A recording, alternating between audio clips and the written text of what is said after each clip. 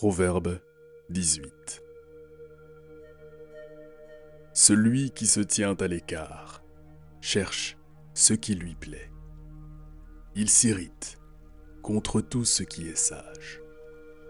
Ce n'est pas à l'intelligence que l'insensé prend plaisir.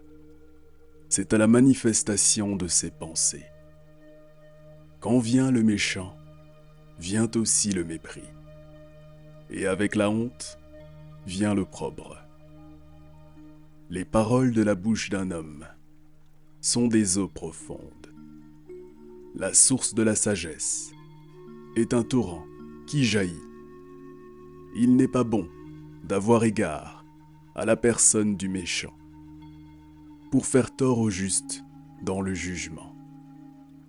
Les lèvres de l'insensé se mêlent aux querelles, et sa bouche provoque les coups. La bouche de l'insensé cause sa ruine, et ses lèvres sont un piège pour son âme. Les paroles du rapporteur sont comme des friandises. Elles descendent jusqu'au fond des entrailles. Celui qui se relâche dans son travail est frère de celui qui détruit. Le nom de l'Éternel est une tour forte. Le juste s'y réfugie et se trouve en sûreté. La fortune est pour le riche une ville forte. Dans son imagination, c'est une haute muraille. Avant la ruine, le cœur de l'homme s'élève, mais l'humilité précède la gloire. Celui qui répond avant d'avoir écouté fait un acte de folie et s'attire la confusion. L'esprit de l'homme le soutient dans la maladie, mais l'esprit abattu, qui le relèvera? Un cœur intelligent acquiert la science, et l'oreille des sages cherche la science. Les présents d'un homme lui élargissent la voie et lui donnent accès auprès des grands.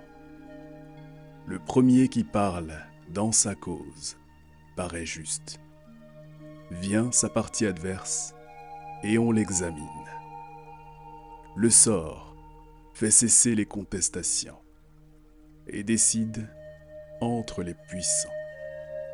Des frères sont plus intraitables qu'une ville forte, et leurs querelles sont comme les verrous d'un palais. C'est du fruit de sa bouche que l'homme rassasie son corps. C'est du produit de ses lèvres qu'il se rassasie. La mort et la vie sont au pouvoir de la langue. Quiconque l'aime en mangera les fruits. Celui qui trouve une femme trouve le bonheur. C'est une grâce qu'il obtient de l'Éternel. Le pauvre parle en suppliant, et le riche répond avec dureté. Celui qui a beaucoup d'amis les a pour son malheur, mais il est tel ami plus attaché qu'un frère.